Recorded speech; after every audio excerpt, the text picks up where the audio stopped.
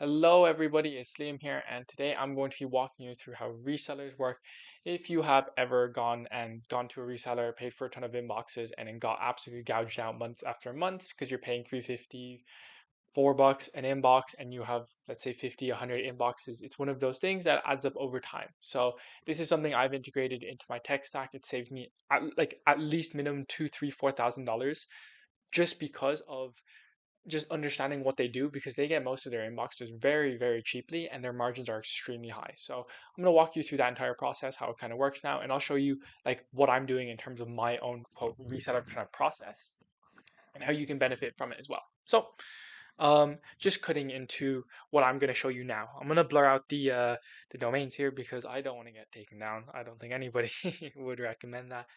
So a lot of these domains are going to be blurred, but as I'm scrolling through here, and I'm going to do this very briefly because I don't have to edit this afterwards. I really don't want to edit this.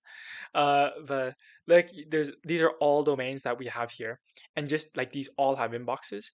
And just to have another layer on top of this, if we go to subscriptions, this is a Google Workspace Business Starter. And this is 67 available, 233 assigned. And you can ignore the MasterCard payment and all this stuff. Again, I'm probably going to blur this out. So maybe you will, maybe you won't see it. Who knows? But again, 67 available, 233 assigned. And those are all inboxes completely free as of now. And there's a ton of other stuff I'd love to go into, but there's a lot of stuff blurring on the back end. So I'm just going to explain to you how they're kind of doing everything regarding setup, regarding, I guess, the general process. So these resellers are wonderful human beings, right? So let's do, oh wow, that is a really big, right, reseller, right? We're going to ignore the fact that I can't, spell, and also the fact that this is, yeah, just ignore the fact that I can't spell, and also that my handwriting is really shit with a mouse. But so this is resellers, and this is you, right? And if you're anything like me, you went to the reseller. This is the man in the middle. And what they did was they, let's say, gouged you out. And these wonderful humans, look, they're providing a massive, massive benefit to the community, because if you're generally going to Google, you get hit by a ton of different restrictions, a ton of different things. And it's just terrible the way they go about it, because Google, it's 720 an inbox. And you're also having to deal with, if you buy loads and loads of inboxes from different spaces, which is what you're doing within cold email, it's not ideal. So resellers, what they'll do is they have a couple different ways of going about this. They have these things called EDU panels, and then they also have this thing called non-profit profit, and then we have ones that are legacy, and then we have ones that are bulk. So you are here, right? And the reseller is there's a few really nice ones. Premium inboxes is one. I've used them a lot. I used Puzzle Inbox is another one that comes top of mind. There's a ton of these resellers. And if you were like me, you bought from a couple, you tested them out, and you kind of found the cheapest one that kind of suited your needs, and they had the fastest service and the best kind of deliverability, and that's what you kind of want.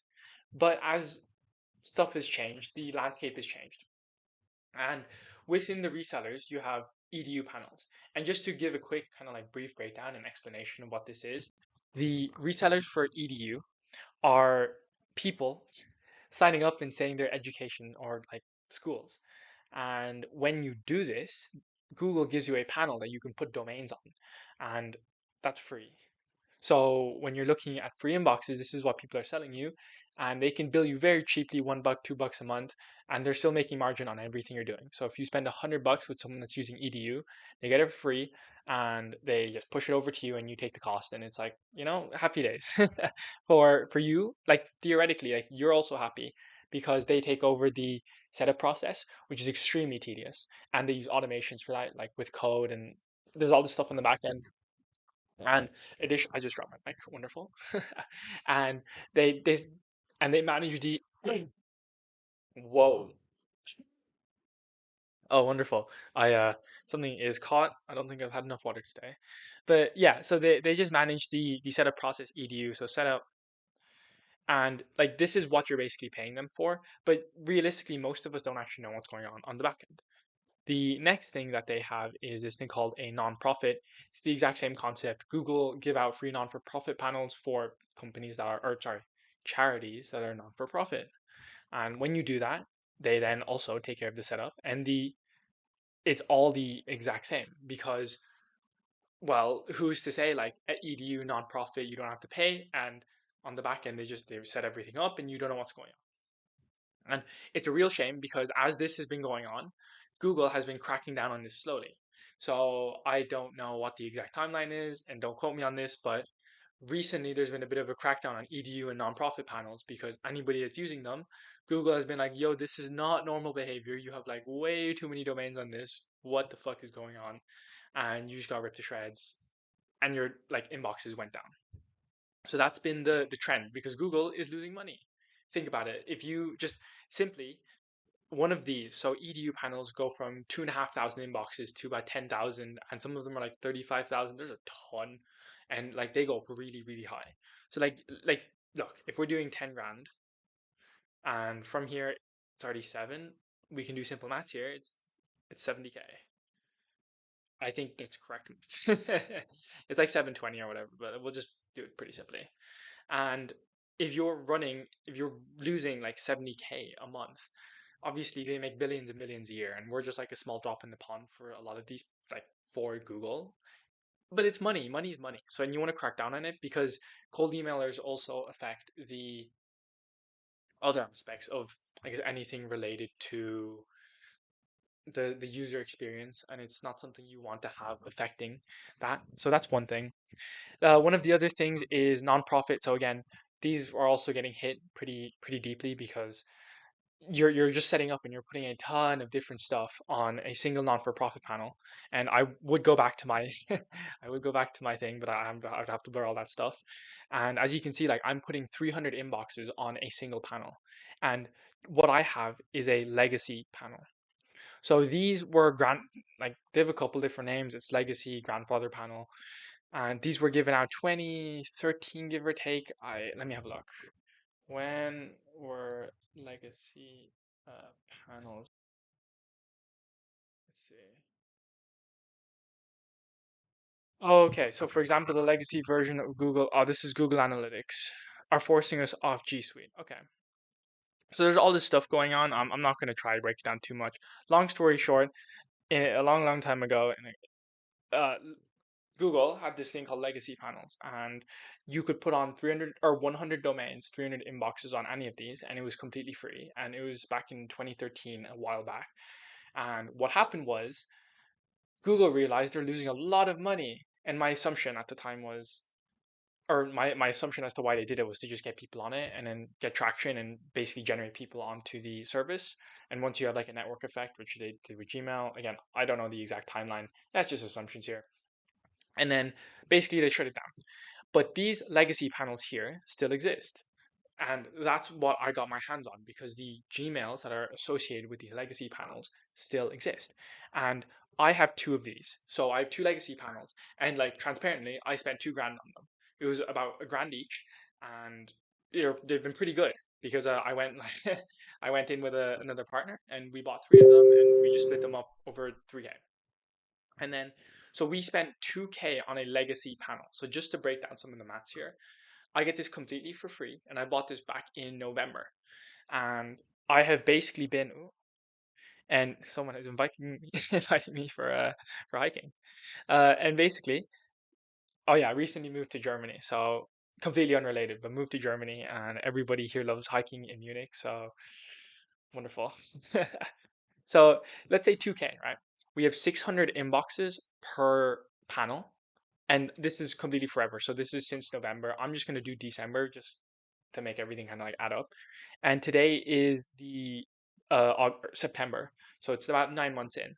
So 600, right? And I need to do some mental arithmetic here. We have 9 months, and then if an inbox, let's say, costs $2 a pop, I'm just going to go on the really low end just to make the maths like really hone out. So 600 by 2 obviously is 1200. That is the wrong way of doing 1200. That is 21. So it's 1200. And then what you're doing after that is multiplying this by 9. So I'm going to do some basically 11. So I've saved around 10 grand in and around just with these two like panels alone. If I was like, so if I was buying off resellers, I would have this recurrent cost, and I'm obviously looking to send a ton of volume. And these are real inboxes that have inboxing potential, and I have been using them and they've been completely fine. And people would be like, "Oh, like how do you do this?" Like these are what resellers are using on the back end. So I hope you can make that out.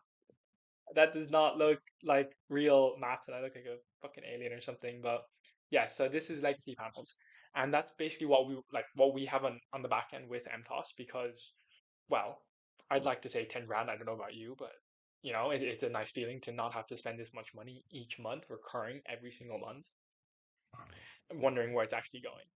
And then one of the final, like I guess, ways people are kind of doing this is bulk. So with the bulk setup, what they're doing is they're just going to Google and they're saying to them, look, we have tons and tons of people looking to buy. What are the chances you can give us a discount of sorts? And you can run through this. And with this discount, we can buy lower cost and then just resell it onto people. And that's literally it. And this is the safest option. Uh, Everybody like this is by far the safest option because you're getting it direct from Google and they know like you are buying from bulk at like as bulk, and it's just very good to know because these like EDU nonprofit and legacy you're technically going behind Google's back, but with bulk buying you're buying directly from Google and they can help you out in this in a sense, and they know. And there's ways of kind of going about it, but that's kind of the straight up. And then one of the other interesting things that I can hone in on is this. If I was to just draw a big circle around this or a big box, this is Google, right? And then the next question is like Microsoft here. So this is its own little rectangular box, and I haven't like to be completely transparent. I haven't dove into Microsoft too much. I am going to release a video soon on shared inboxes and how all that works and like how people are completely gouging you. Like I can send, I have a bit of a breakdown, but I can send around 1,000 emails a day for around 100 USD. It's a very, very slick setup and it's very cool. So I'm telling you, stay tuned because this is also going into the back end on how these resellers work, and Microsoft is like a whole black box, and there's a whole system to it. But to give kind of like a high level setup, there's SMTP, right?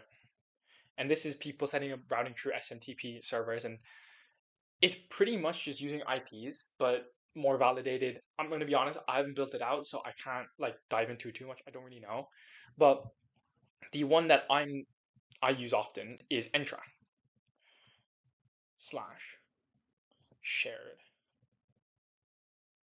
inboxes. That's supposed to say shared, and this is supposed to say inbox, right? Appreciate my writing. Thank you very much.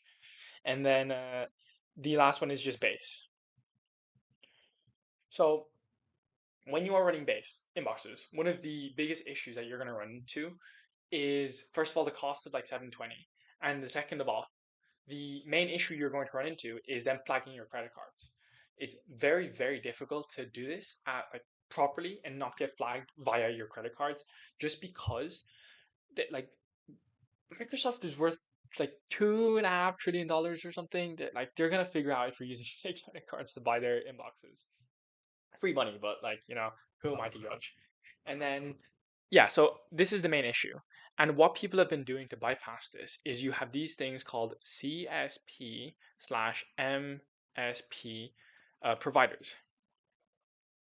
I that's supposed to say providers. Okay, I actually might need to just start practicing my handwriting. But yeah, so CSP and MSP providers. And this stands for cloud service provider and multi-service provider.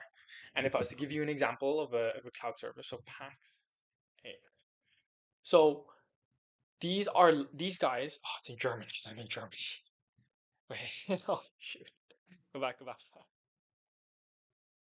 So these guys are licensed to resell solutions for Microsoft, and what this does is you get billed by PAX, but Pax isn't actually related to.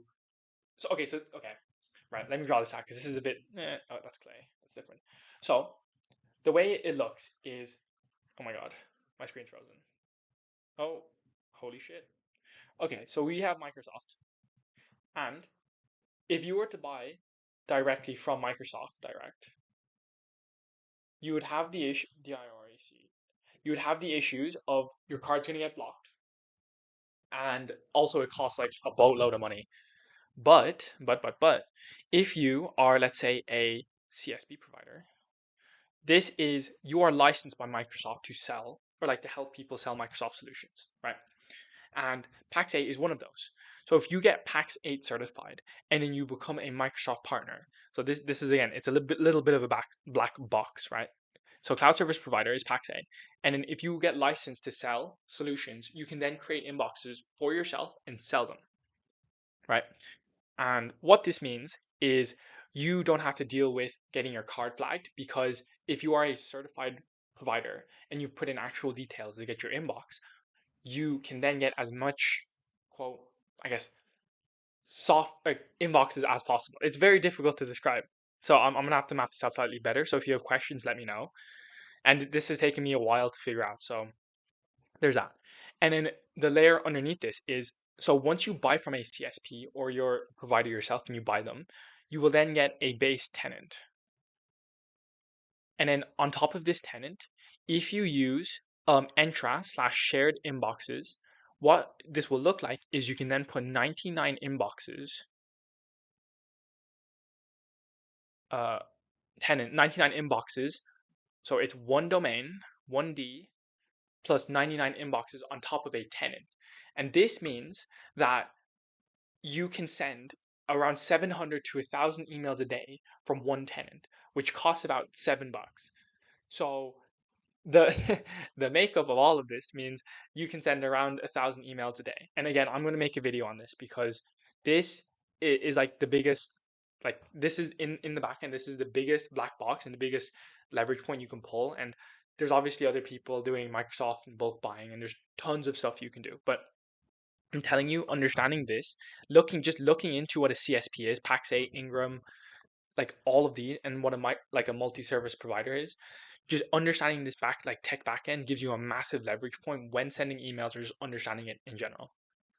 And then SMTP is slightly different. So if you've ever seen Hypertide, or I think ScaleMail is in there as well, what you can do is you can set up routing through Azure servers, and it just acts as an SMTP, and the reputation is really, really good. And that gives you a bit of a better leverage point, because when you send via your own infrastructure, via IPs, you are dictated, or like your deliverability is dictated by how good your reputation is on all aspects, but especially your IP that you're sending from. I saw somewhere before someone sent emails from uh, an IP that was used by schools and colleges, and that will inbox every single time, no matter what. And unless you start like ruining it, of course. But think about it: it's a school using an IP, and if you can pick that up after them, man, it is like it's lights, and you're gonna get inboxing every single time. So this is the general kind of reseller setup. And again, this is the general costing, because 2K, 600, 9 months, $2. This is the general setup. So if you have any questions on this, if you found this informative, just let me know, drop a couple comments. But otherwise, I hope you guys have a great day, and I'll see you now. Bye.